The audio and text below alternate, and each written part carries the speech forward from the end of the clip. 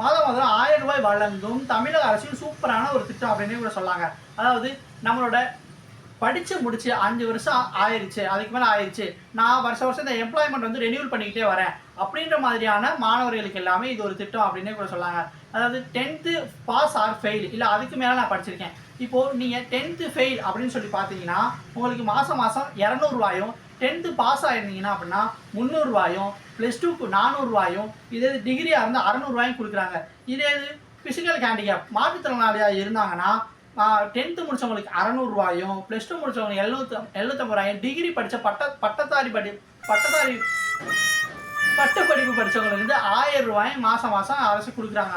அதை நம்ம எப்படி விண்ணப்பிக்கிறது அப்படின்னு சொல்லி பார்த்தீங்கன்னா, அந்தந்த மாவட்டத்தில் இருக்கிற வேலைவாய்ப்பு அலுவலகத்துக்கு போய் நீங்க அங்க விண்ணப்ப படிவம் வாங்கி நீங்க அதை பதியணும். யார் யார் இதுக்கெல்லாம் எலிஜிபிள் அப்படின்னு சொல்லி பார்த்து